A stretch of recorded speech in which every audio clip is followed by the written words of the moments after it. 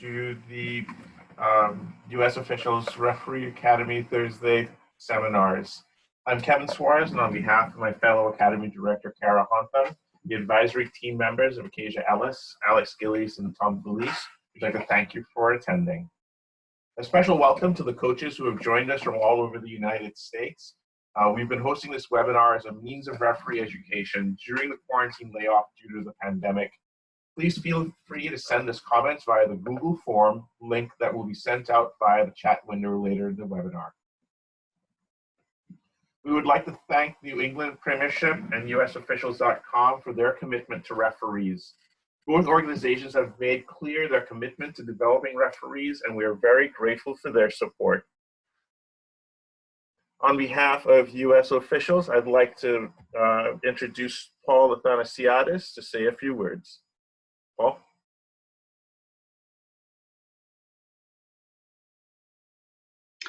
Good evening, everybody. Thanks for once again joining us this lovely Thursday evening for another session of our U.S. Officials webinar. I just want to take a minute on behalf of Levon Eklaganian and myself to thank NEP, who sponsors these clinics every week, and helps support our referees, keep everybody engaged, and hopefully learn a little something as well along the line. The webinars have had some great people over the weeks, and hopefully you've all enjoyed it.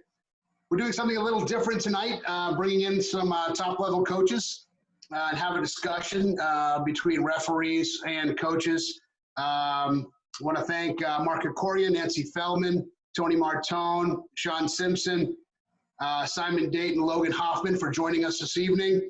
I also want to thank, there's a number of coaches on the call as well, or on the webinar, a little bit different than prior weeks where it's been all referees. This week we've got a number of coaches that are also going to join in the discussion and to listen in as well. Also, once again, I want to thank our staff, Kevin and Kara, for leading the Academy group, and Alex, Tom, and Acacia for all their support and everything that they've done to add to these discussions every week. So I know you don't want to hear from me, so let's move it on back to Kevin, and we'll get ourselves going. Thanks once again.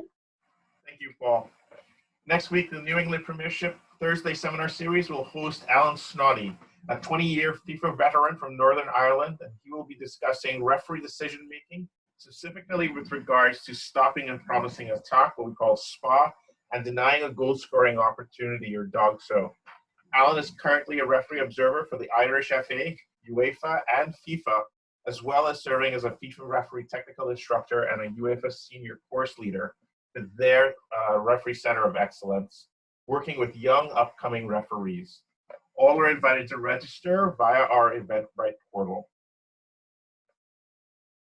In light of Memorial Day on Monday, we would like to dedicate tonight's podcast to PFC Nicholas Maderas. Nicholas began playing organized soccer in Wilton, Connecticut, where he also certified as a referee. When he was in middle school, Nick volunteered as an assistant coach on younger teams for Wilton, and by high school, he was coaching intramural boys teams in the spring and summer all the way through his senior year. Nick enlisted in the U.S. Army and deployed to Iraq in February 2006. While home on leave that summer, Nick spoke about the children of Iraq and how happy they were despite the ongoing chaos of war around them. Through the universal language of soccer, Nick would connect with them, even when the only balls available were made from tied up rags, tin cans, or whatever was around. He mentioned this to his family and asked them to send him soccer balls to pass out to the kids. A month after returning to Iraq, Nick was killed by shrapnel from a secondary IED blast after the first disabled the Humvee that he was riding in. Nick's parents and friends have honored his request and began collecting soccer balls and would write his name on it, sending thousands of balls and equipment to Iraq for distribution by the Army. This continues to this day. More information is available at the website kickfornick.org. From an Air Force veteran, I'd like to wish you all a solemn and safe Memorial Day. Please spare a thought for Nick and for all other service members lost to war. Tonight, we will host a coaches panel with 6 exceptional coaches.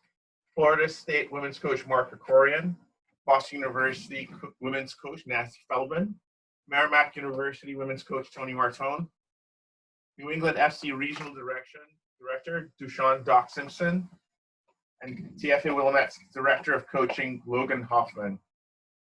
Rick Eddy has repeatedly said that the more we can have coaches and referees talk, the better all we will be, and I fully agree.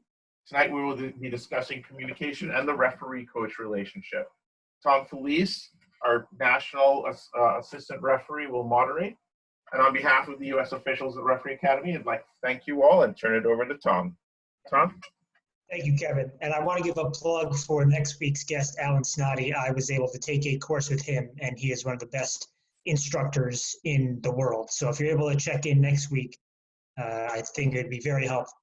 Going to give a brief introduction. Kevin gave you a few details. I'll give you a few more details about all of the coaches with us. First up, Logan Hoffman. His coaching career has brought him across the country from his alma mater, Drury University in Missouri, to University of New Hampshire, Wisconsin Green Bay, and now he's in Oregon, where he's both the DOC for TFA Willamette, and he is a USL 2 coach. So Logan, thank you for being with us. Dushawne Simpson. Thank you, Logan. Dushawne Simpson, who most of you know as Doc, is a Connecticut native who played his college soccer at Southern Connecticut State University and Salem State before playing professionally. He's a longtime coach in Massachusetts, was an assistant coach with the Boston Breakers of the NWSL, and is currently NEFC's North Shore director and head coach of the Pingree School, where he's won multiple New England championships. Doc, thank you for being with us. Thanks for having me. Tony Martone recently completed his 38th season as the Merrimack head coach, and he led the Warriors to an 11-3-2 record in their first season transitioning to Division I. He's won many awards, but we only have about an hour and a half, so we're not going to go through all of them. But it's safe to say that someone who was inducted into the Massachusetts Senior Soccer Hall of Fame 15 years ago and is still going strong is a great force in the soccer world. Tony, thank you for joining us. Mark Krikorian is a Massachusetts native who coached at Franklin Pierce, where he was a 2-time national title winner. He then moved to the University of Hartford and the Philadelphia Charge of the WUSA, where he was the 2002 Coach of the Year. After the WUSA folded, he moved on to the youth national teams, and now Florida State. He's been there 15 years and has won 2 national titles and multiple Coach of the Year awards. Mark, thank you for being with us back with your friends in the Northeast. Yeah, it's a pleasure. And finally, Nancy Feldman is a Massachusetts native who came to Boston University from Plymouth State, where she won Coach of the Year awards for both soccer and basketball.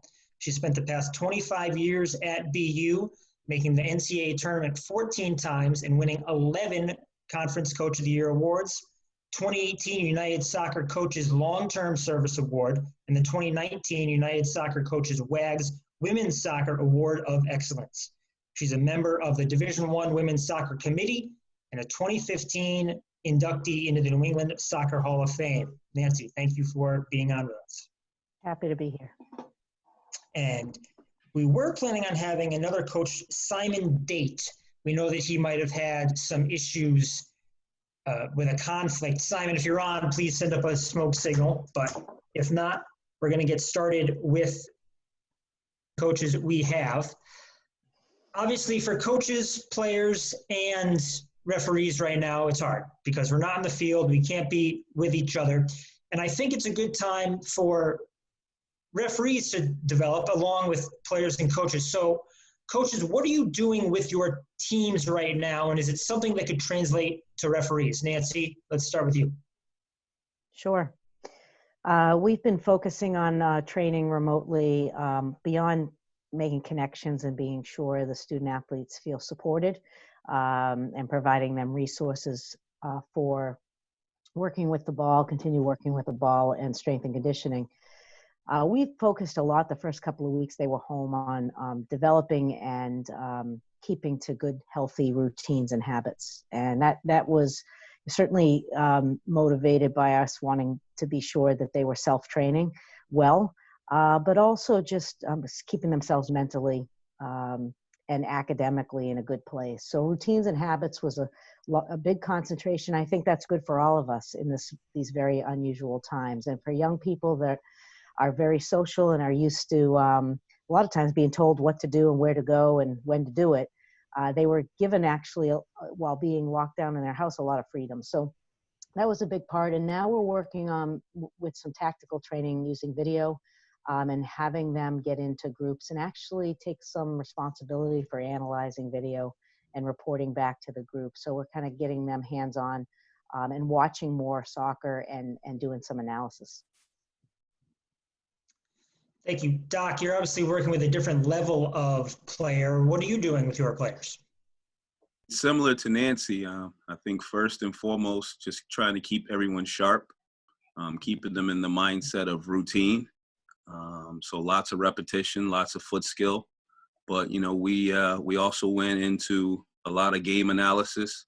You know, just recently we had the girls watch the opening weekend of the Bundesliga into a game without fans.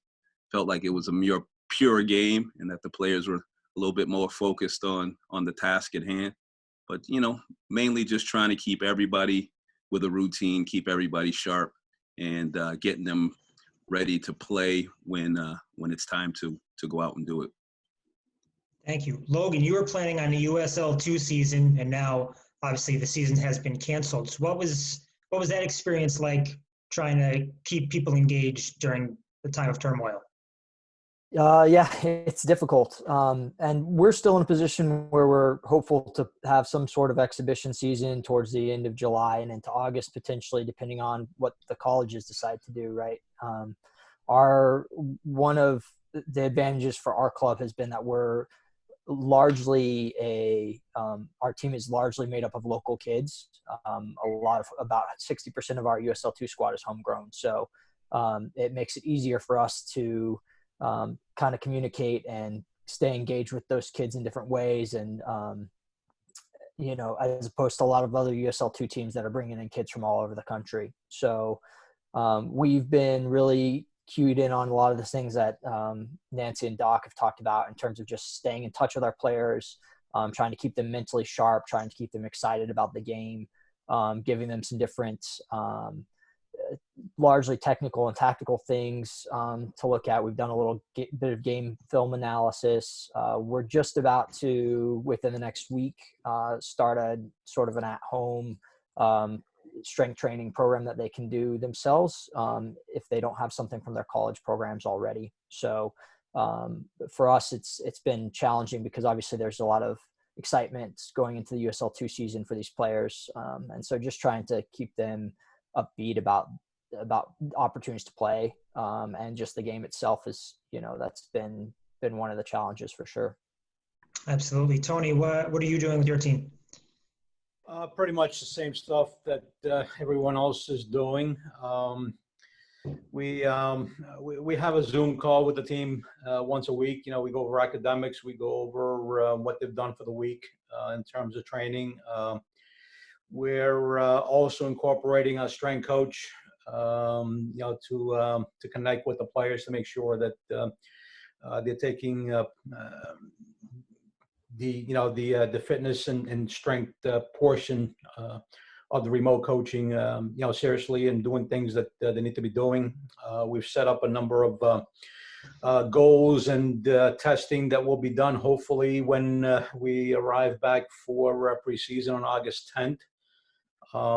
So really trying to do as much as we possibly can to keep the players engaged, motivated. We happen to have a lot of international players, so it's kind of difficult, you know, trying to get small groups potentially to train together. But really, I think, you know, pretty much what everyone else is doing within NCAA limitations. Thanks. And Mark?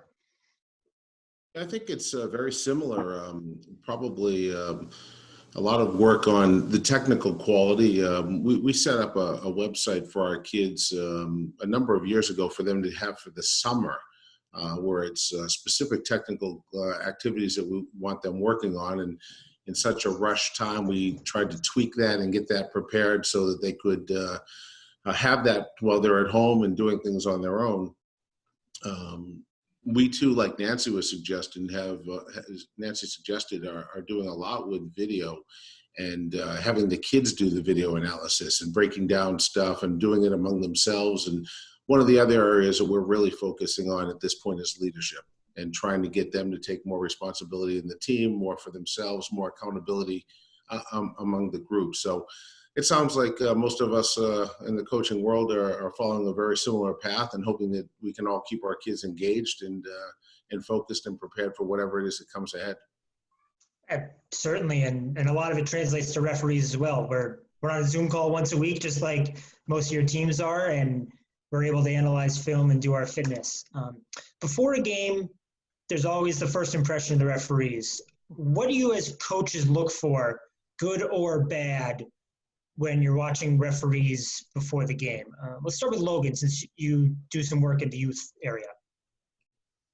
Yeah, the youth game is obviously a lot different than the college game.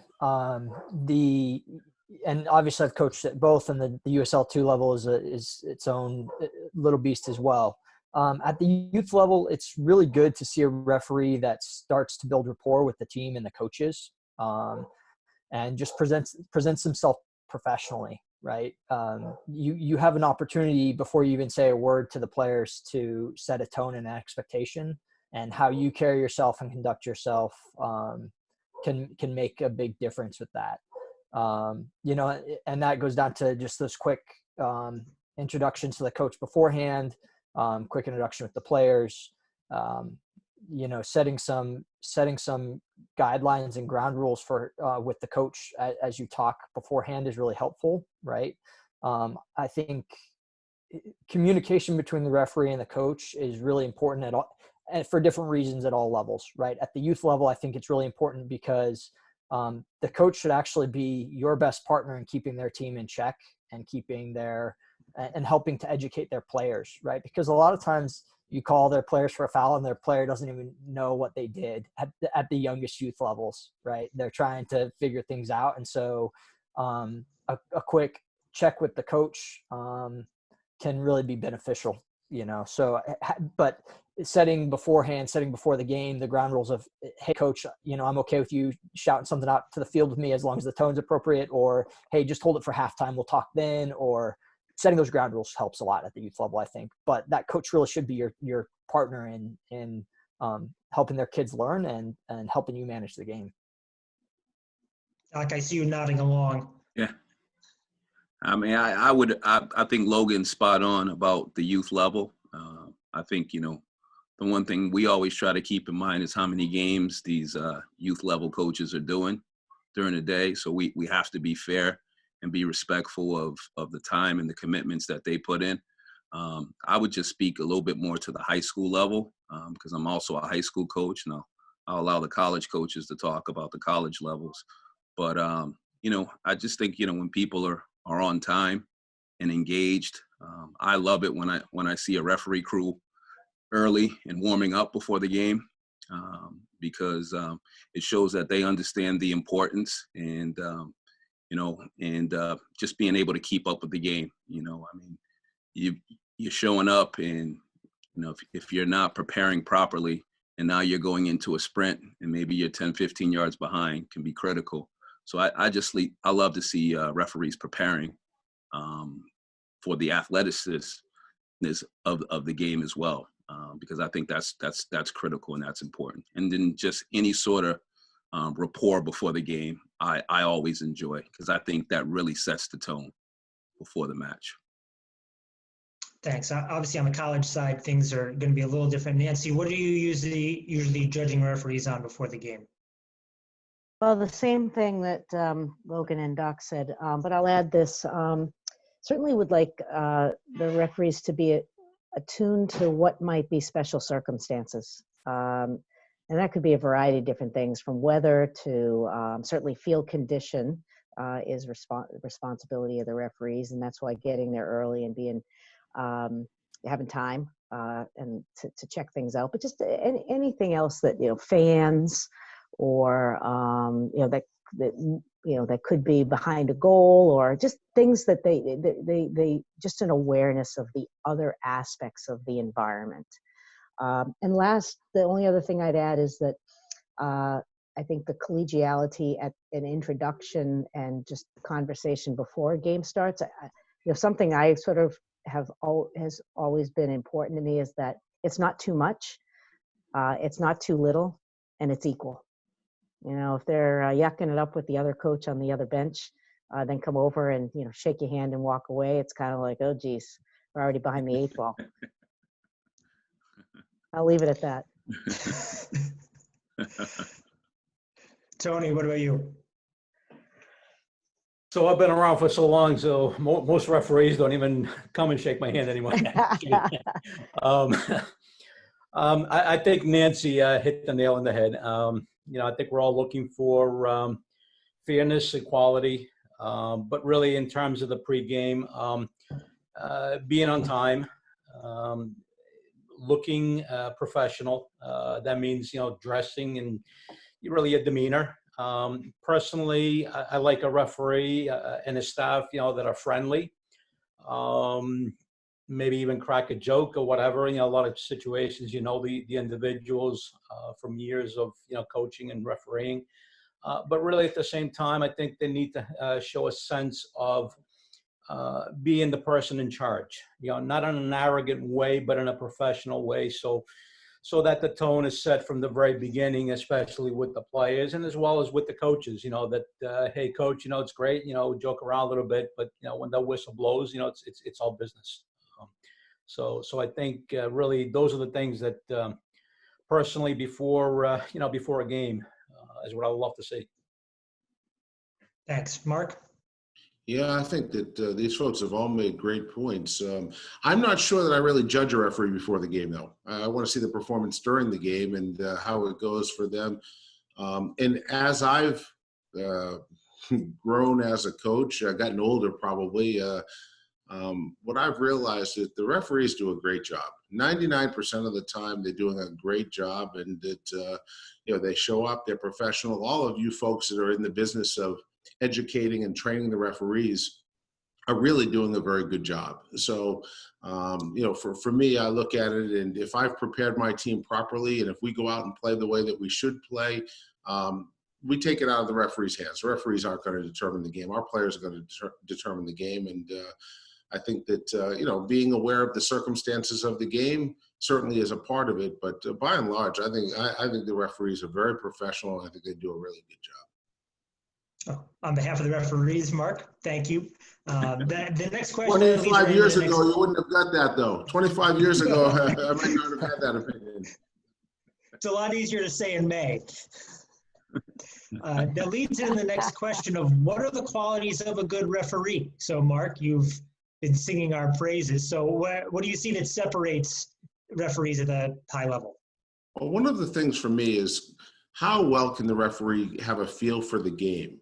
So one of my pet peeves is if there's one coach that's a yeller and a screamer through the course of the game, and the other coach is respecting the game, respecting the opponents and themselves and so on, does the referee have enough composure, have enough self-confidence to not get influenced by the screamer and at some point end the screaming? So for me, that's one of the things that I really look at that's difficult to do. I think it's really hard to do. And I also think that for the coach that is screaming and hollering, eventually they oftentimes do wear down the referee.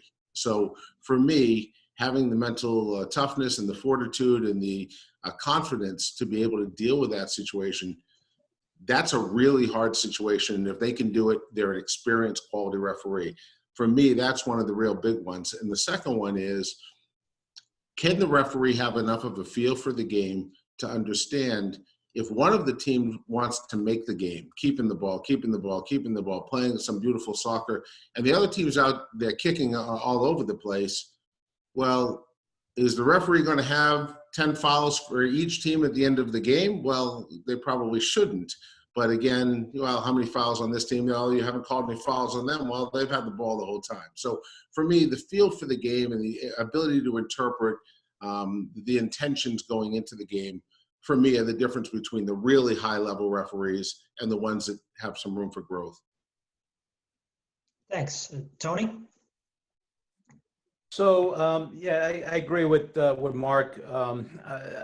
There are a number of things, that I personally would like to see. I mean, really starting with the very basic. The college game is played at a very high pace. It can be very physical. So as a basic requirement, it requires referees to be fit, to be able to keep up with the game. The next thing is, to me, how a referee relates to the players. There are going to be incidents, there are going to be fouls, that are simple professional fouls, and then there's, the studs up from behind and that type of stuff. And is the referee protecting the players? To me, I want my players to be protected, and I think that's a very important part of what a referee should be doing in any game, whether it's professional, college, youth, whatever. The other thing, really, to me, the best officiated games, the best officials are the ones that you really don't see them on the field much. They do their job. They let the game go on. They understand how the game should be flowing. They understand when they need to stop and take necessary action, cards, whatever it is, verbal lashing, whatever it is, that they need to do. But at the end of the day, if I win or lose a game, I want my team to either lose or win the game, and not the referee, because the referee decides to take, a special interest in the game, or, perhaps is not up to speed with the interpretation, the rules of the game. So there's a number of things, that I could go on and on, but basically, to me, fitness, player safety, not being the reason why I win or lose a game, just doing their jobs, treating people with respect, but at the same time also with firmness, talking to players, diffusing situations where potentially retaliatory fouls are going to happen because, somebody got nailed from behind and nothing was done about it. A simple foul is given, but no card is shown. So these are all the things, that I go into sort of a melting pot that for me differentiate, the better officials, from the average officials. Thank you. Nancy, how about you? Sure, I'll just add on a couple things because Mark and Tony covered a lot. Kind of going along the lines of what Mark said about the subtleties. I think protecting the spirit of the game and having a good handle on gamesmanship that is, it certainly could include, over physical and, intentionally trying to just, take the spirit and the besides the laws of the game, the spirit of the game out of it. And there's certainly a scale. It can't be picky-uni, but I think that when there's kind of a constant and obviously an advantage gained by gamesmanship that is not within the spirit of the game, I think those are things that the most excellent officials have a good handle on. And the only other thing I'd say, and this is probably obvious, and I don't want to demean anyone on this call by any means, but when people ask me what's the difference between coaching men and women, I say between the lines, there's nothing different between coaching men and women. And I hope that all the referees show up, and whether it's a men's game, collegiate college game, or a women's college game, and have the same expectation of this is going to be an effort, and this is going to be, I have to be ready to protect the players, and I need to be on top of it. Because I think sometimes I've seen over the years, and in much less recently, that the attitude coming in was, I don't have to get a handle on the contact or the physicality. And I think it's a hard place to be behind it and then trying to get a hold of it. I think that the expectation has to be the women's college game is physical, and there are intentional, there's intentional gamesmanship going on, and players that should not be getting away with things that they would never get away with in a men's game just because you think, women wouldn't be intentionally tackling from behind. Yeah, they do.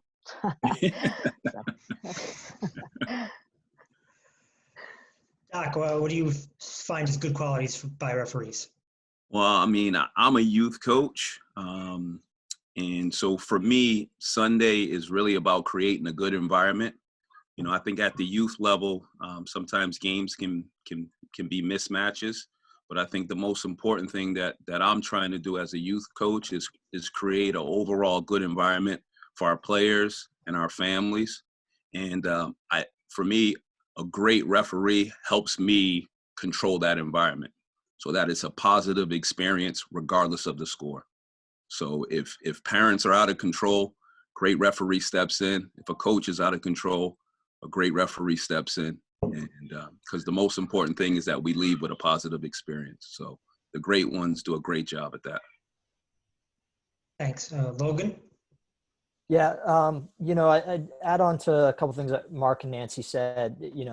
I mean, number one, obviously, if you have a high level understanding of the game, you're going to be a better referee because you're just going to be able to anticipate things better, right? If you know how the game plays and have a good feel for that, you're going to be ahead of the game a little bit, right? Just like coaches try and be ahead of the game and anticipate what's going on and know what's probably happening off the ball because of where the ball's at and how things are operating. It'll give you a head start on that. And that becomes really important. For me, at the USL2 level, obviously that game plays fast, not quite as fast as the college game because we don't have the unlimited subs, but it plays fast, right? So you have to be able to think ahead a little bit. And so having that high level understanding of the game is really important.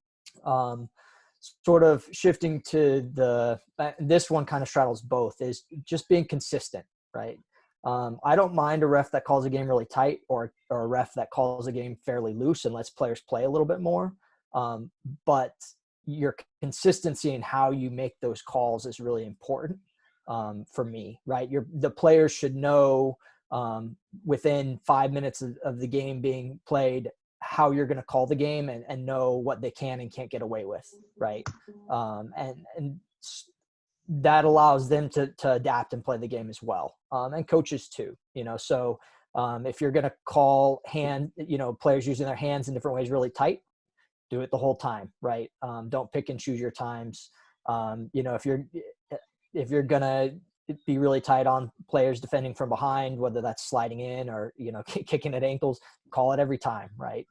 Just having that consistency is really important. And it allows the players and coaches both to understand what the expectation is. The last thing I'll touch back on Nancy's point of view from the youth side of things. I've seen exactly what Nancy's talked about at the college level of maybe referees not always respecting the women's game as much. At the youth levels, it's the same, although I would argue that I have more frequently seen sort of the opposite going on in terms of referees calling a young girls game, U11, U12, U13, differently than they would call a boys game at the same age, right?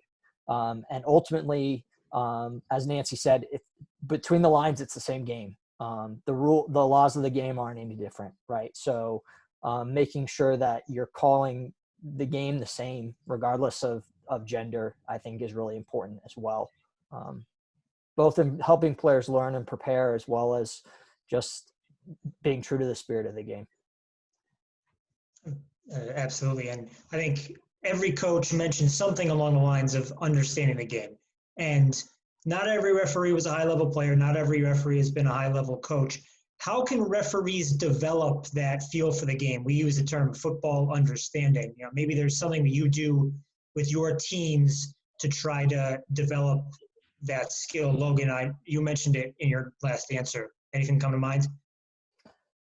I think it's just, as coaches, we get better and better by watching more and more and experiencing and learning and failing sometimes, right? So I would say the same thing for referees. The more games you can watch, the more times you can step on the field as a referee, the more times you can stretch yourself, the better. I'm a big believer that doing things that are maybe looking at the game from a different perspective helps. right? So for coaches, you know, a lot of young coaches, I recommend they take an introduction to refereeing course, right? Sort of one of the grassroots low level refereeing courses. I might recommend the same thing to a referee, right? Get a glimpse of what the coach's mindset is, what the coach is going through, what the coaches are looking for. But ultimately, it all comes down to continually experiencing the game and being open to new ideas.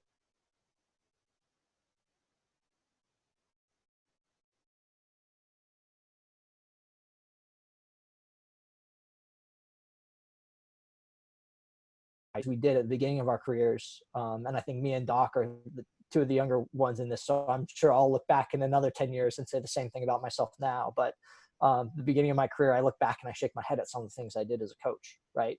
Same as for referees, I'm sure. So. Thanks, Nancy. Yeah, well, I agree with Logan on that last point. I've checked back in with some players I coached 35 years ago, and I've apologized because of what I didn't know then. Yeah, I just would add this: watching games at the highest level for that. If you're refereeing at the college level, you know, what's the highest level of the college level that you can watch some. So you're not just watching sort of the level that you're refereeing at, but a little bit of the next level that you're refereeing at, I think gives you, would give you a lot of information and just becoming familiar with that next level. And then I agree with Logan about taking a coaching course, something with some advanced tactics. And I think with United Soccer Coaches, you're able to audit some courses. You don't have to do the testing. I wouldn't want to do the testing if I took a referee course, but just getting a chance to audit a coaching course, I think would be, it's asking a lot. But if you ask, how do you get more experience with the game of soccer from the players and coaches' point of view, that would probably be the way to do it. Thanks. Mark, you're at that next higher level that Nancy was talking about. So what do you see as a way that referees can develop understanding of the game? Well, they spoke about watching games, and I think that's a great methodology. But one of the other ways is to watch yourself.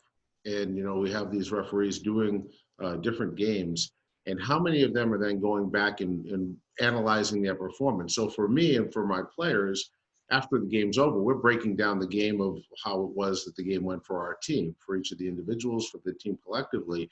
For me, the recommendation would be let the referee have a look at that video. We're always willing to share the video with the referees after the game. Some of them take advantage of that, and I'm sure they're going back and looking at it. But I think for all of us to be the best student that we can, it takes going back and studying and recognizing, oh yeah, I probably could have handled this differently. And maybe this is a different way of looking at things. But I think that the best teaching tool that we have that's out there right now is video. And,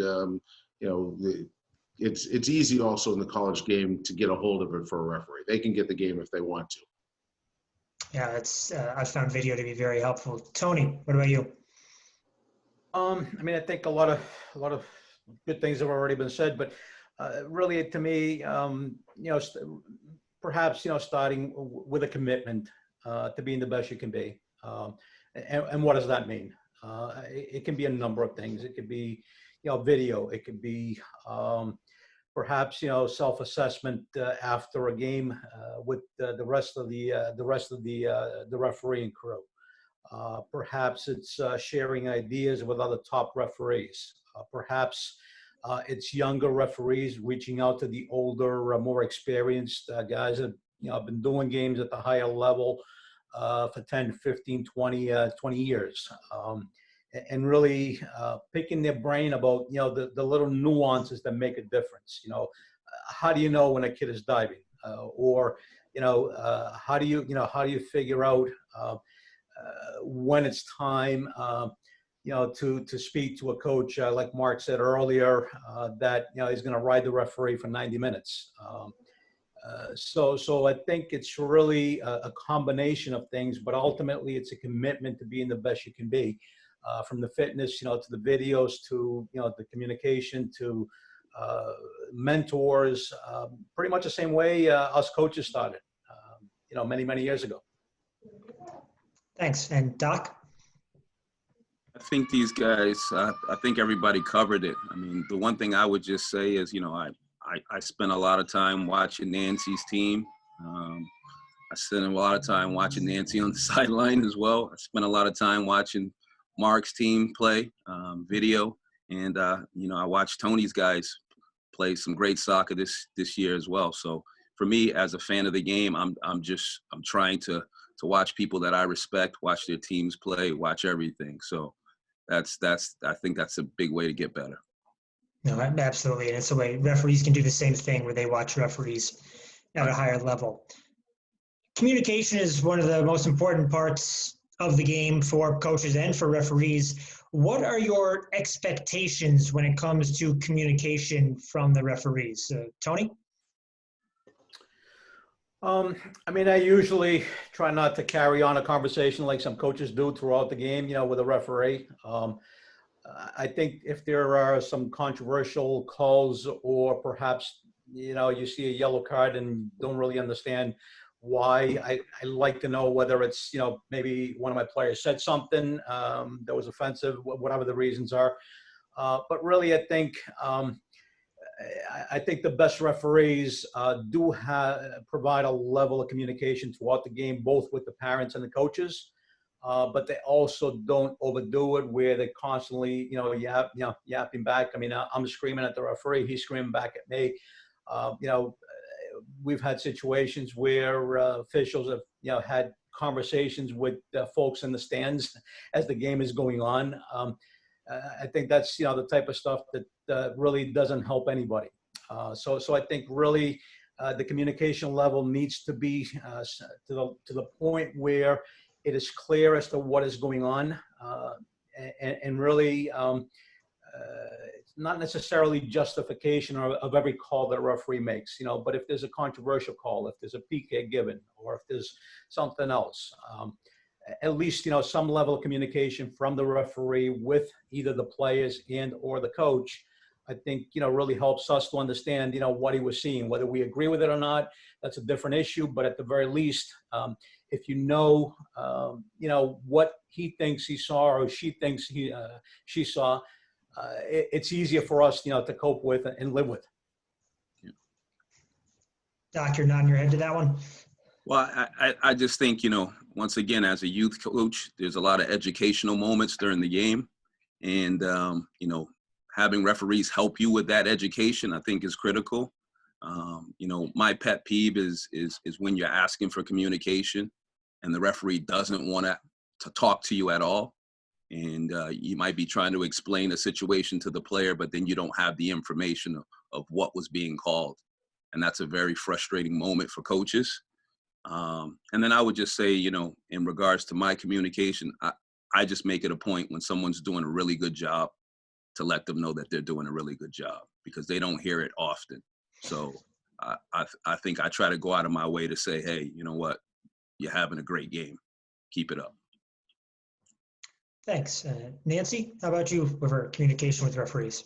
Yeah. As coaches, we're never emotional on the sideline. So, but I think the having emotional control is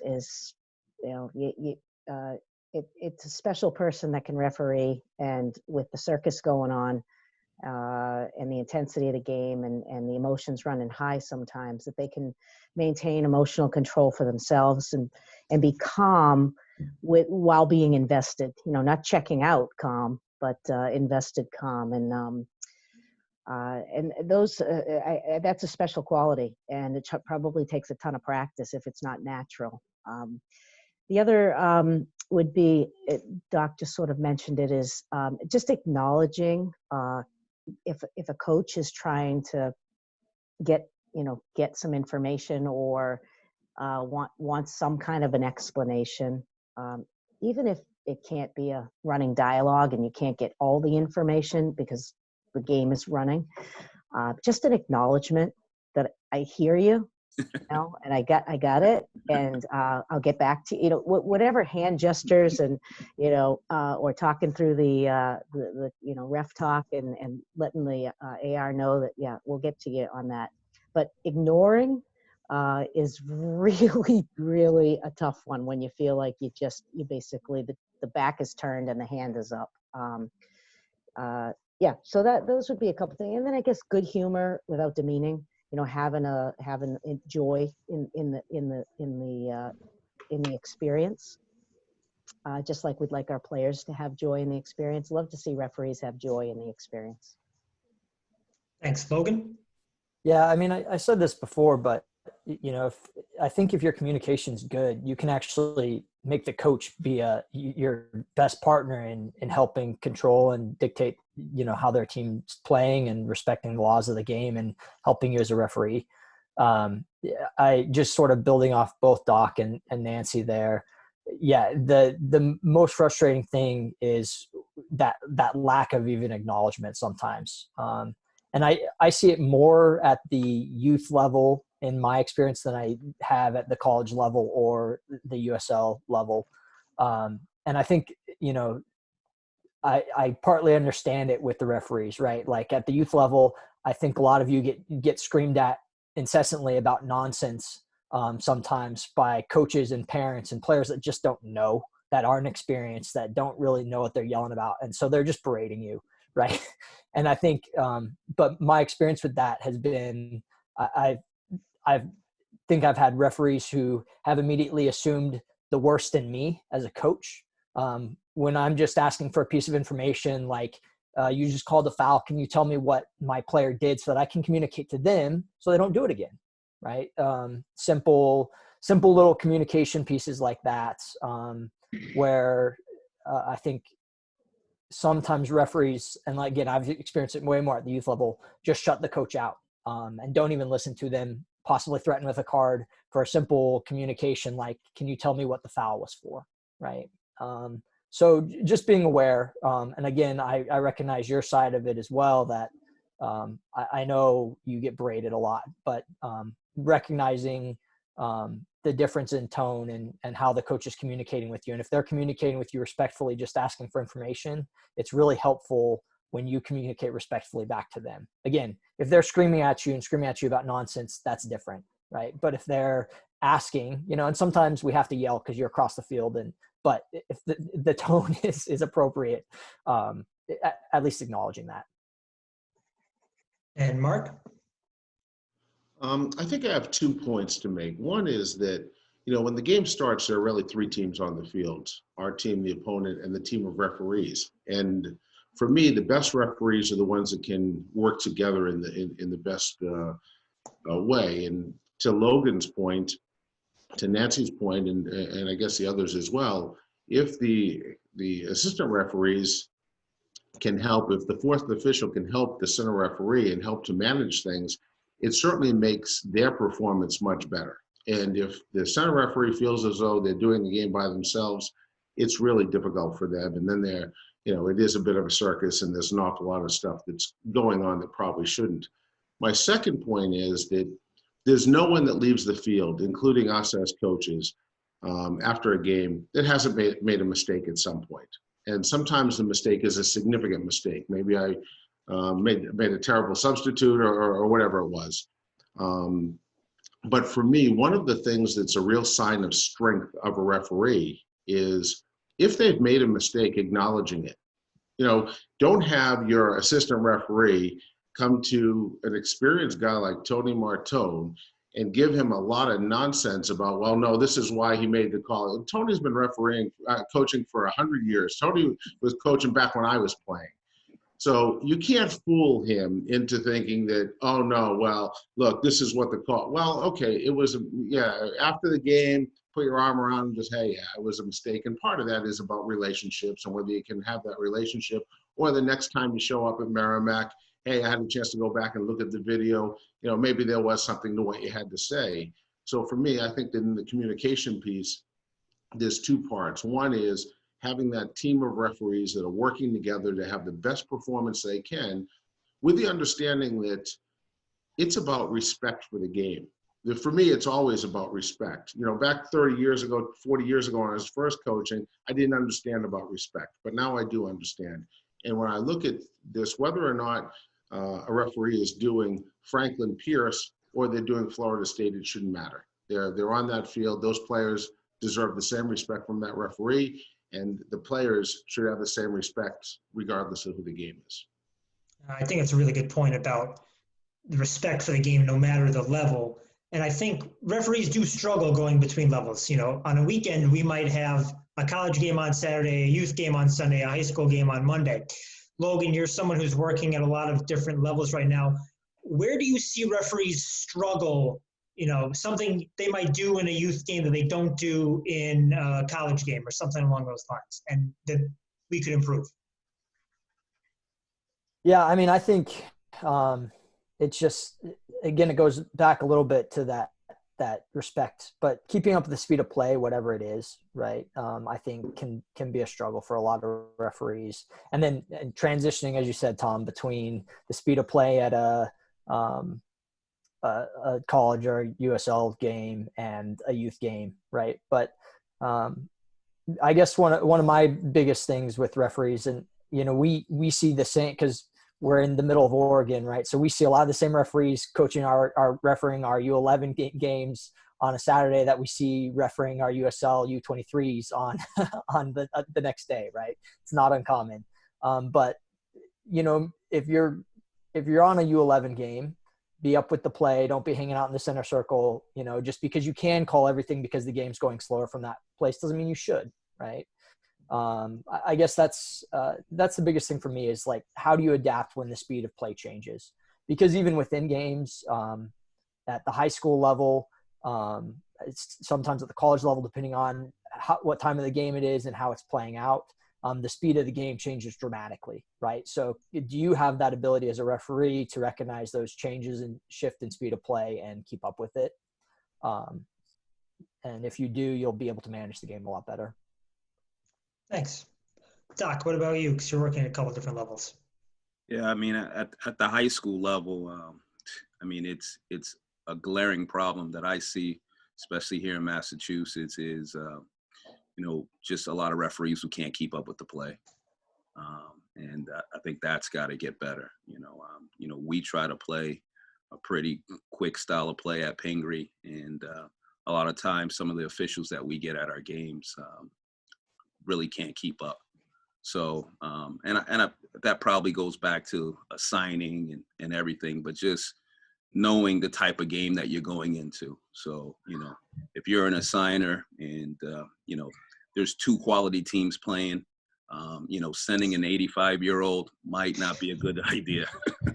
So it's just being able to keep up with the speed of play, and just making sure everybody understands the level of play of that particular game on that particular day.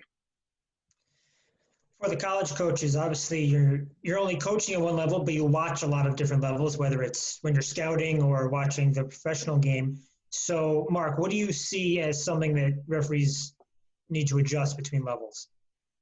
Well, there's one thing that's really clear to me. When I'm watching the youth games, as soon as one player touches another, and this kind of gets back to Nancy's point earlier, there's a foul called. And I don't think it's going to prepare our players at the international level, at the collegiate level, professional level, whatever it is, if we don't recognize that there will be some contact in the game. Somebody bumps into someone, it's a foul. So we're off scouting ECNL, we're scouting what used to be the DA or whatever it's going to be in the future, and watching these kids play. And now all of a sudden they're coming into the ACC or whatever conference it may be, and the players are pulling on each other, grabbing each other, doing all of these different elements, which is high-level soccer, right? I mean, that's how the game is played at the elite level. But I think the referees have kind of stood in the way of some of the physical development of the players and understanding that it is a physical game. And again, if you call every time everybody bumps into them, you're consistent and you've done a good job consistently. But is that really the development of the game? I'm not sure it is. And my second point is, I think that the referees have to referee up to the level, not down to the level of the game. So if one team's better than the other, you can't all of a sudden punish the better team for being faster, stronger, and more physical and start to marginalize the better team's quality because they are physically more gifted. So for me, I think that those are the areas for me, especially in the youth game, that I look at. I think our kids, when they come into college, 9 out of 10 of them are ill-prepared for any physical play that goes in. And I'm not talking about intentional or purposeful hurting each other. I'm just talking shoulder to shoulder or bumping in or holding a player off. Player puts their arm out. It's not a foul at a high level. Maybe it, on that field on that day it's a foul, but everywhere else in the world it's not. Nancy, do you see the same thing? Definitely. I think Mark hit it on the head. So I don't have a whole lot more to add. Maybe the only other piece would be, goes back to having a good understanding of the game at the level you're refereeing at. We ask our players to think one pass ahead. And as I was watching video the other day, as I was prepping it for our team meeting, I was noticing that oftentimes the referee was in the seam that I would want my player to find first. And the seam was sort of blocked because the referee was standing in that space. So it's this idea of certainly knowing where to move and how fast you have to move. And that certainly goes back to the understanding of the game. And like our players need to think in one pass ahead. Other than that, I don't have a whole lot of experience in youth. I've watched a lot of high school. I have a quick story. I remember about 12, 15 years ago, I was at a high school game in Concord, Massachusetts, and there was a world-class and high-level college referee doing the game. And I waited till after the game was over, and I asked her, "What are you doing this high school game? You could have a full slate of college games, 6 days a week." She said, "I really think it's important that these high school kids get a quality referee." And not that she was being negative of other referees that referee high school games, but I just think that give back. I mean, I go out and do some sessions every once in a while with 10 and 12-year-olds. It's not to make a buck. It's to be sure that those kids are getting to see a college coach. So I think the same would hold true for referees. Tony, how about on the men's side? Yeah, so I think what Nancy and Mark have touched upon is spot on. I think that, unfortunately, I think in this country, it is a problem where we have a huge distinction between how games are refereed at the youth levels and how they need to be refereed at the higher levels, whether it's it's college or developmental academy, USL. If we're going to compete with the rest of the world, we have to be able to produce players who understand if they go and play in CONCACAF and they're playing Jamaica, it's going to be a very physical game. And the reality is, that in a lot of these situations, our kids are going to say, well, you know what, that's a foul, and the referee is going to totally ignore them because of the fact that we have a different standard of how we officiate at the younger age groups. Personally, I'm a very firm believer that the best coaches and the best referees should be refereeing the 14-year-olds. Because that's really when they're, the formative years where they understand tactics. They understand, how far can I get away with something? How far can I push a referee? But if, like Mark said, you put a hand on a kid, you don't even touch them or barely touch them, and all of a sudden it's a foul. It's interesting because, as I said earlier, we have a lot of international players, and when they get here for preseason, it's almost comical because they're used to, really, getting stuck in and they've played the game in a different way, and obviously the way they play the game to a large extent is dictated by how much referees will allow them to get away with, and to get here, I have to educate my international players to, a lot of times to say, hey, you know what, you put your hand on somebody's back inside the box, automatic call, you're going to get called, especially if he's in an attacking mode. If we're defending, maybe a referee is going to give a little more thought to, calling a PK, but you go off for a head ball and a cross and you put, you extend your arm, it's an automatic whistle, which doesn't happen in other parts of the world. So I think these are the areas that as coaches and referees, we need to do a better job, from the very beginning of when these kids start to play serious soccer, 12, 13, 14 years old. Thank you. There's a lot of experience on this call, and I'm not going to make anybody give away their tricks, but I think we've all seen a coach pull one over on a referee. So I'm going to ask you, what was the best one you ever saw where a coach was able to trick a referee? Doc, you look like you have one in mind already. Oh man, I can't recall a time that I pulled a fast one on a referee. Doesn't have to be you. I'll pass this one on to the veterans here. Logan. Yeah, I mean, I can't think of one right off the top of my head. I will say, and this kind of builds a little bit on what Tony was saying. You know, I tell all of my youth players, make the referee call fouls, right? Because ultimately you all are there to do a job, and that's part of your job is to decide what a foul is and what isn't. And so, you know, I think as all the coaches on the call have alluded to, I don't think our youth game a lot of times, for a variety of reasons, partly because referees call fouls maybe too tightly at times at the youth level. It's also on us as coaches, right, to prepare our players better at the youth levels for that. And so, you know, I'm always telling my players, you know, push the referees to make calls, you know, and if they don't, great, you got away with it, right?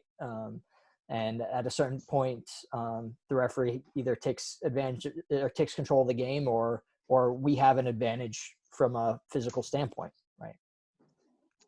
Nancy, you've got a big smile on your face for this Oh, one. I do, because I'm thinking I can't wait till Mark Krikorian answers this question, because actually I've never paid a whole lot of attention to it, to tell you the truth, and I don't put a whole lot of weight on it, and that may be naive, but I just feel like if referees are professional and come to the game, you know, and have good integrity and are confident and are competent, I don't think they can be played, and I trust that. I really do. You know, when Mark said it earlier, you know, no one's going to be perfect. I just think if I just never go there where, oh, they're getting played, they're giving the other coach and then the other team an advantage. I guess I don't want to believe it. So if it's happening, it's going over my head. I should mention this. I have set up the screamer maybe once or twice. A quick little word to the ref. I have set them up. All right, Mark. Nancy said she wanted to hear your answer. Oh, geez, I'm trying to think of one time where maybe Nancy did it. Nancy's so far above that, it's not even to be discussed. I kind of agree with Nancy, though, in that regard. I don't really think, as I said before, I think most of the time the referees do a really good job. And for me, the only time that I can think back to where I thought that the referee allowed situations to affect their performance was exactly the screamer. Yelling and yelling and yelling and yelling, thinking that, you know, the coach can't be wrong all of these times, and eventually the penalty kick comes, and they baited him into, you know, giving the call because they've worn the referee down. And, you know, it just, for me, that's a real pet peeve. I think that it's a disrespect to the referee, disrespect to the game, disrespect to the players, their players and our players. But I do remember once in the WSA that was the case, and I think at the end of the day, the exact situation occurred. A while later, I saw that referee at another spot, came over and said, "Hey, Mark, look, I blew it. You're absolutely right. Was a mistake of judgment on my part." And for me, I'm over it. I mean, but it showed me that at least he had the confidence and the ability to look at it, evaluate it, and then come back and say, "Hey, I made a mistake." Fair enough. I mean, we all make mistakes. And for me, I gained great respect for him in him doing that, as opposed to if he had continued to say, "Oh, no, it was a foul. It was a foul." Well, look, the video is clear. There's no touch. But it's for me, that's the only time I can really think that it's a big deal, just getting baited in by the people screaming and hollering. Tony. I mean, I'm not smart enough to actually pull one over the referees. I mean, if I was, I wouldn't be coaching. I guess, yeah, again.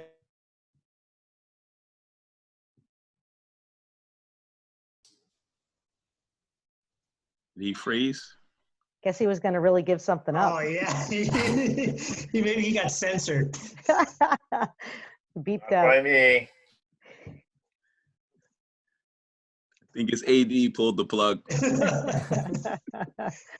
Oh, wow. Well, we'll make sure we check back with Tony if we're able to hear him. We're going to open it up to questions from the audience. The first one will be from Buzz.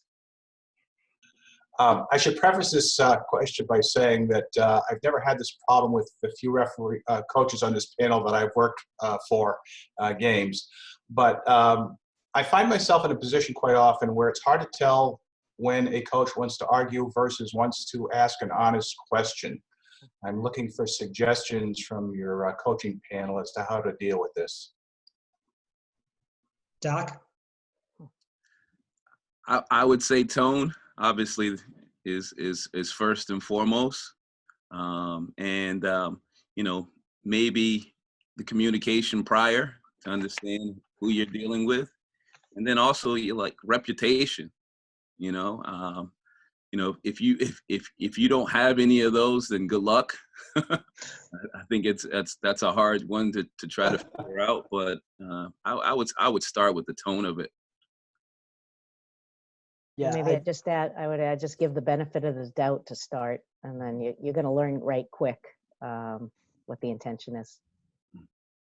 Yeah, building off both of those, I'd say the same thing. First time benefit of the doubt.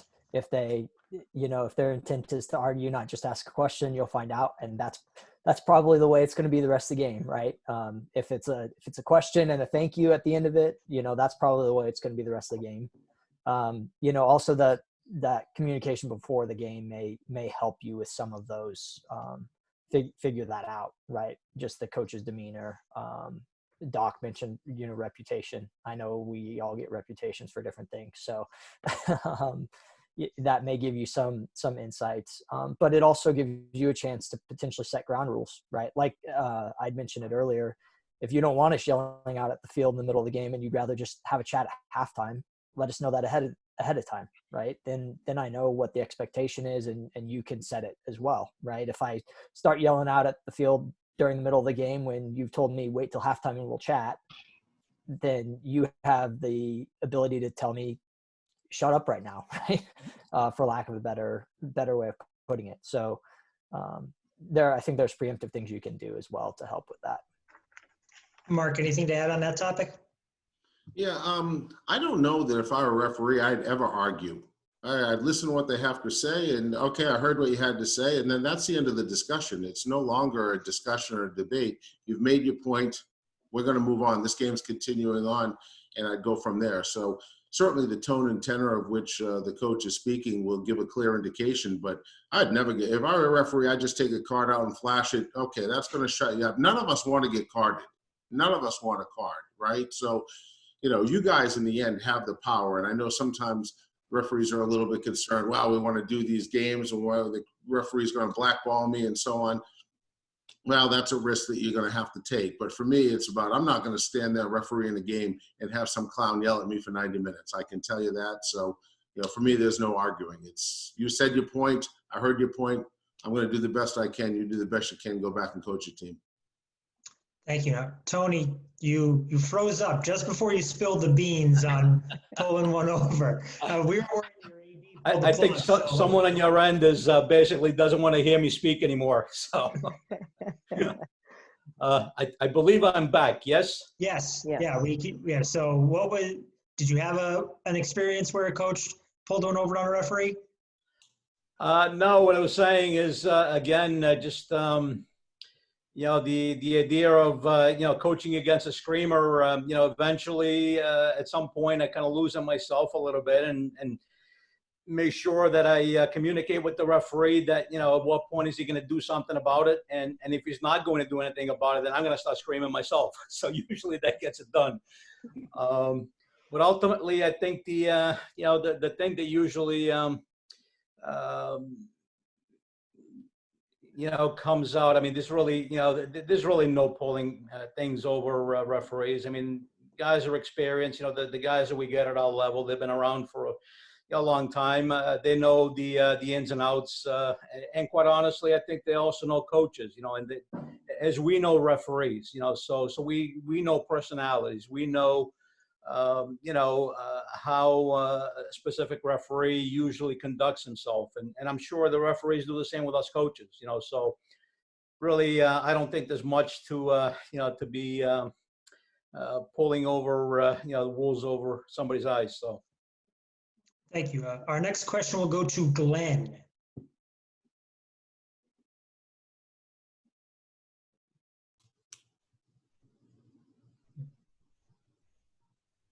Alex, we have Glenn ready to go? Yep. Hi. You can hear me now? Yes. Okay, so coaches, I'll certainly let you know if I ever make a mistake. But in the interactions that you have with referees, can you give some examples of where the interactions have been both satisfactory and unsatisfactory? So, for example, the coach talks with you at halftime, like somebody, one of you were suggesting, or Logan was suggesting, something that's good, something that's bad, either the center, the AR, the fourth official. Just some examples of things we should do and shouldn't do. Thanks. I'd go a little bit back to what Mark said, right? You ultimately still have control of that conversation. I think it's certainly justified for coaches to ask questions to understand why you made calls, right? At the end of the day, we still may not agree with your call.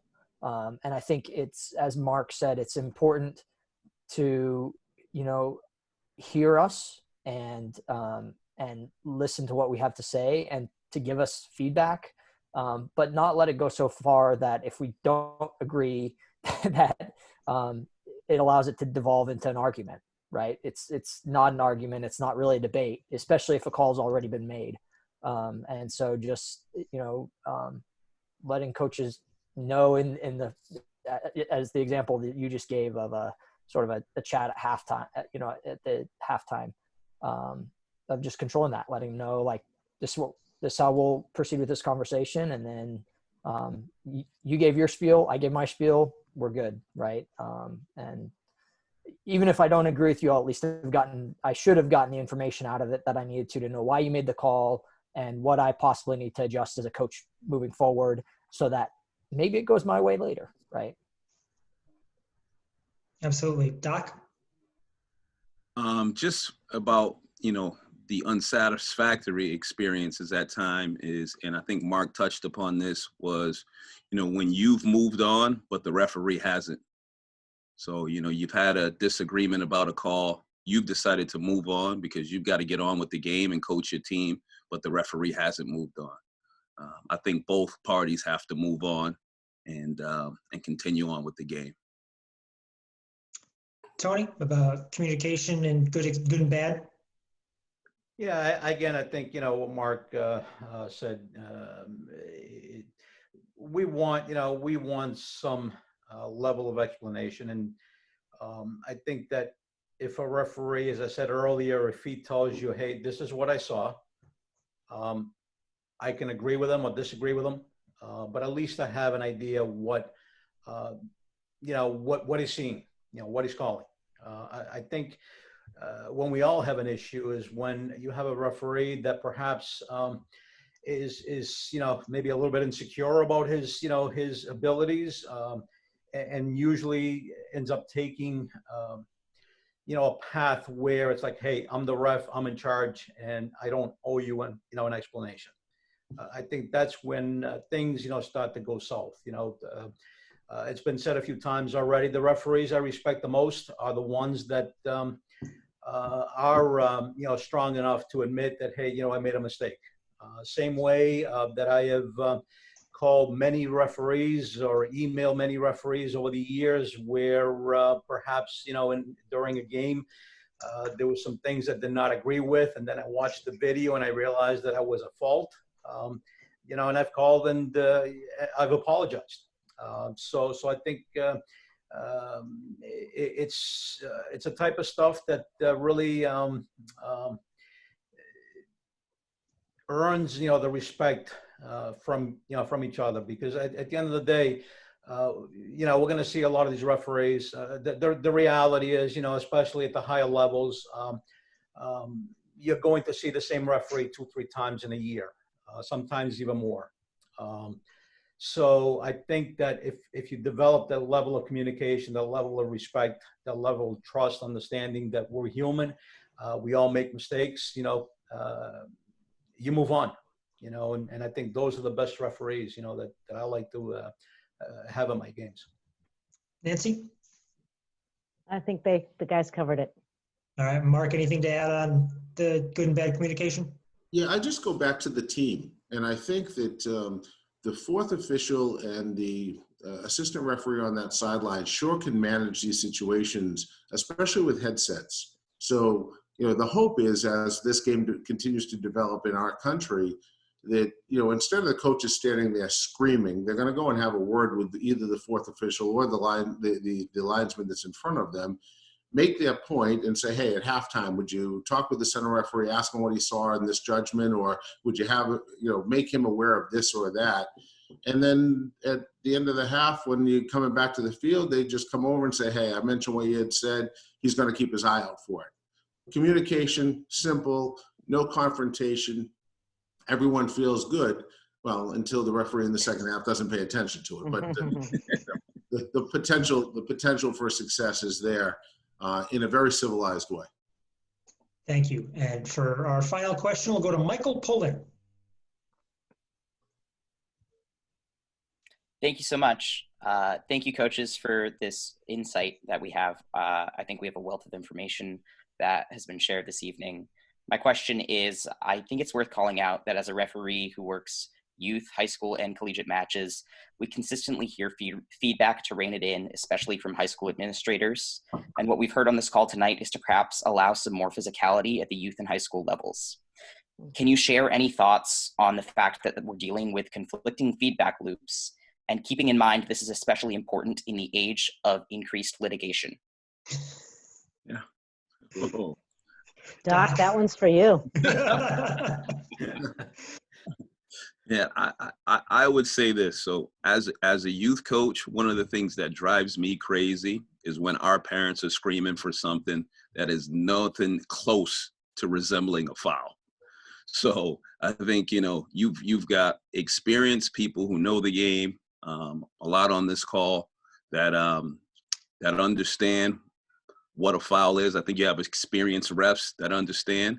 But then you might have some of these high school officials and parents and stuff that think that they understand what the game is and what the game should look like. So I can understand his frustration and some of the feedback that he might be getting about officiating games. But I would just say, you know, I would lean towards the professionals, you know, the coaches who want the game to be played a certain way, and to your superiors, because these are the people who have been around the game a very long time. Logan, you're a coach and a director of coaching, so how do you feel about that? Yeah, I'd agree with Doc. I mean, Michael, I feel your pain on that, certainly. And I can understand where you're coming from. I think this maybe comes back to one of Tom's earlier questions as well, of how do you adjust from level to level, right? Understanding that, like, even at high school, there are different rules. I still don't understand the concept of a soft red card, right? If it's a red card, it's a red card. So, and I know that stuff exists, right? I guess what I would say is, as Doc sort of said, I would lean towards the professionals. I'd lean towards those that really know the game. A lot of those ADs that are giving you feedback to soften it up, things like that, don't know soccer, right? That's a lot of our ADs are, without disparaging them, are former football guys or former basketball guys, or hopefully some women as well, you know. And so I think it's rare to find an AD that really actually knows soccer, and probably especially at the high school level. So from that standpoint, it's a question of the spirit of the game, what's true to the game, right? And high school has some other motives that are driving them to make those requests of you, but that's ultimately altering the game in some ways. And so that's kind of where you have to be able to draw your lines too of how much for that environment, how much is it okay to alter the lines of what the game really is. And then when you change environments and go back to these other levels, adapt the way you referee so that these players are still developing. Because ultimately the high school season is not about developing players, right?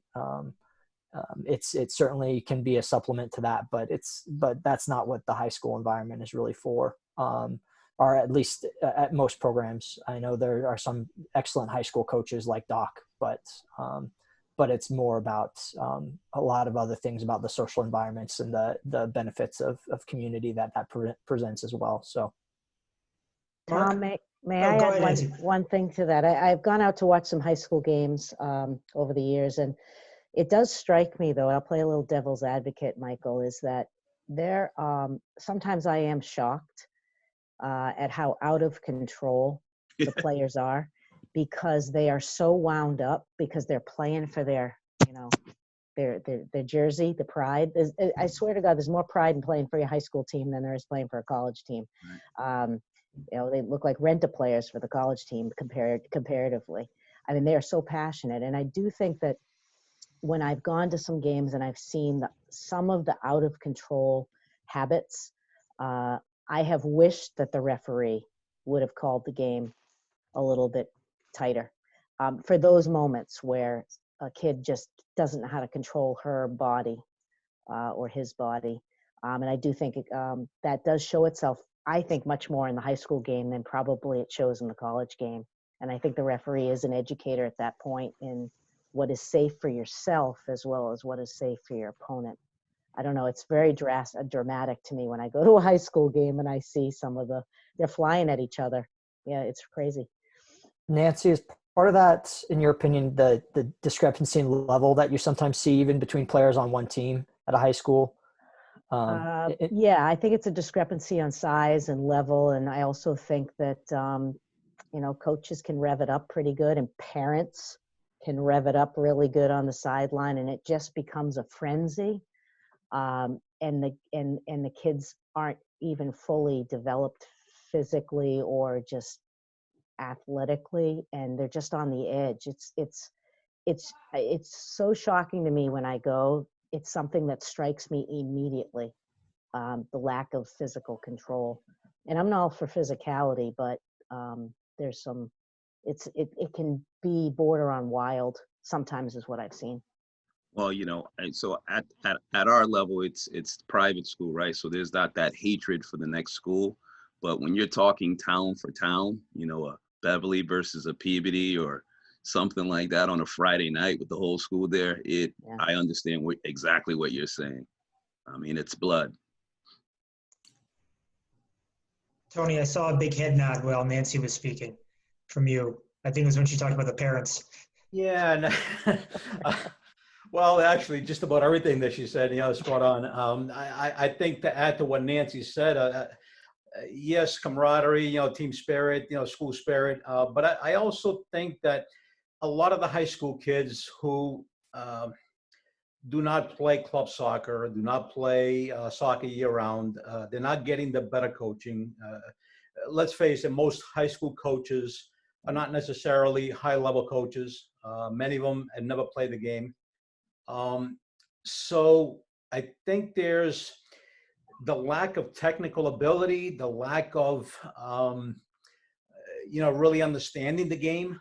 It becomes more like, an all-out, war as opposed to, playing, yes, physical, but within the rules of the game, within the tactical side of the game, within the technical side of the game.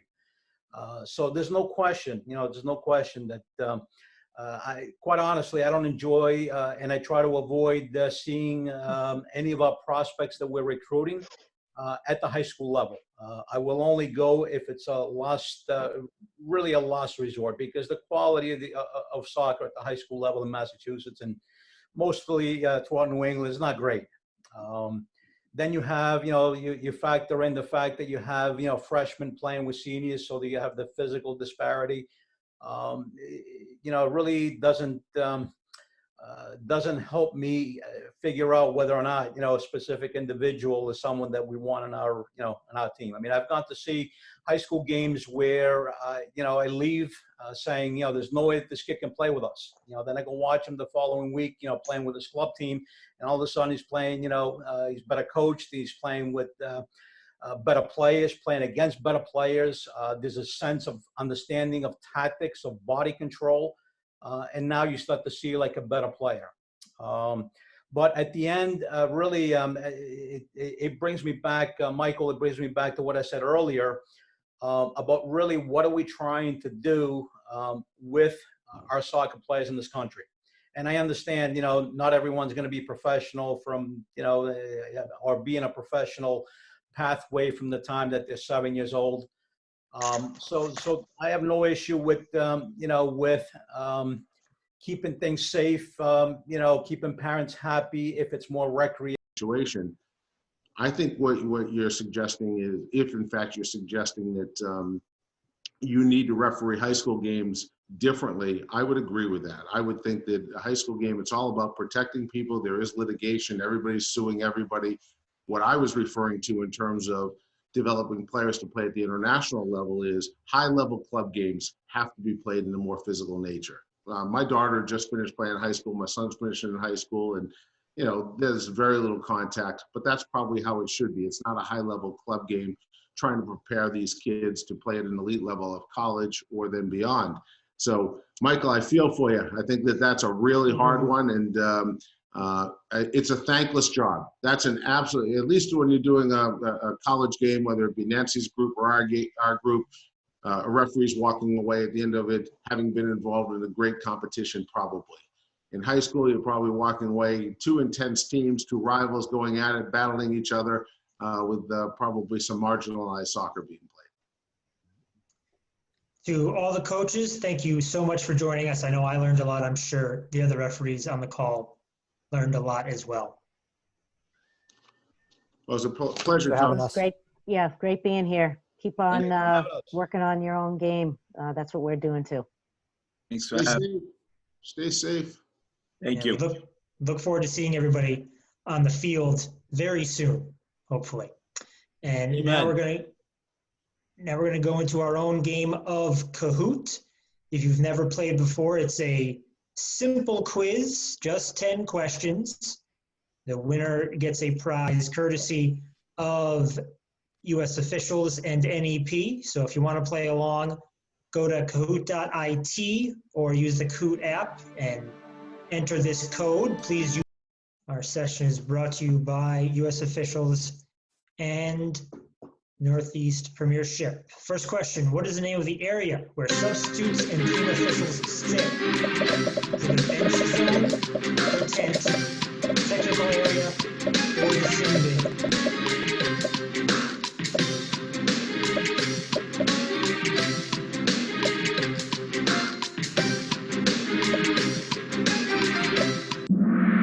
It is the technical area. Jack with a small lead after the first question. Question 2, what is the nickname of the University of Wisconsin Green Bay athletic teams? Are they the Packers, the Phoenix, the Pheasants, or the Plotters? Wisconsin Green Bay was a stop for Logan Hoffman in his coaching career.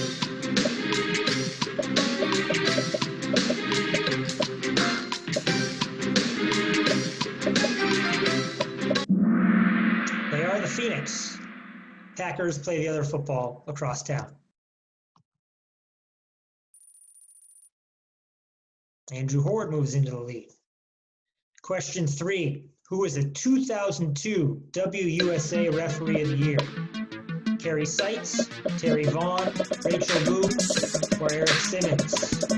2002 Mark Krikorian was the WUSA Coach of the Year, who joined him with the awards.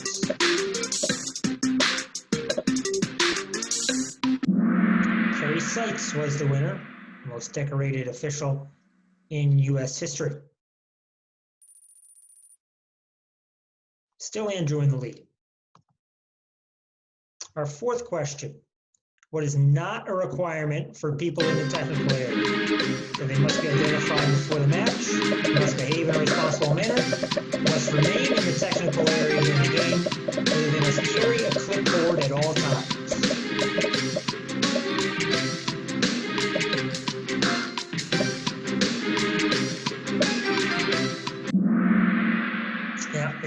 not a requirement that they carry a clipboard.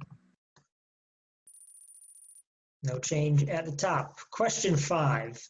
What is the name of the home field for Boston University soccer?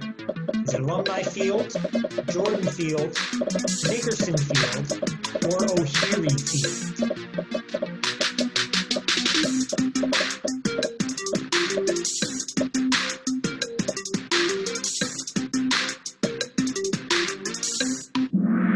It is Nickerson Field. It's been there for over 100 years, seen a lot of different professional sports played there. Jonathan into the lead.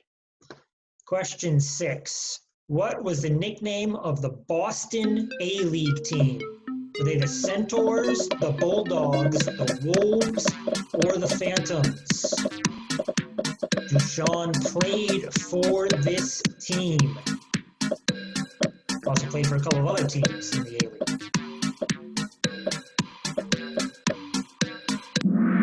They were the Bulldogs.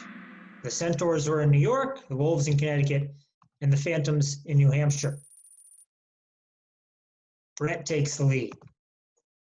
Question 7. What was the protocol for sanctioning bench behavior before you could give cards to team officials? Don't cross the line, ask, tell, dismiss, 3 strikes you're out, or shoot first, ask questions later. I think we all know a couple of referees who might opt for shoot first, ask questions later, but ask, tell, dismiss was the protocol. Now it's warning, yellow card, red card. Still Brett in front. Question 8. What conference was Merrimack in before transitioning to Division I? Were they in the Little East, the East Coast Conference, Northeast 10, or the New Map?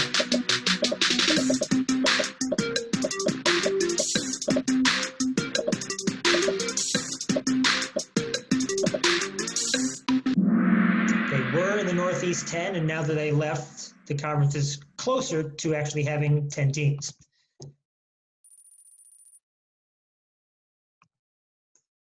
Two more questions. If an offense occurs in the technical area and the offender cannot be identified, who gets the sanction? The senior coach present, the assistant coach, the team doctor, or the team manager? Always important to get the roster before the game so you know who's who.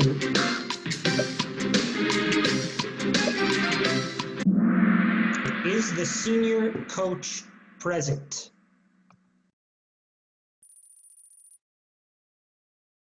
One more question. Can anybody catch Brett? Which team currently leads the English Premier League? Is it Chelsea, Man City, Liverpool, or Wolverhampton?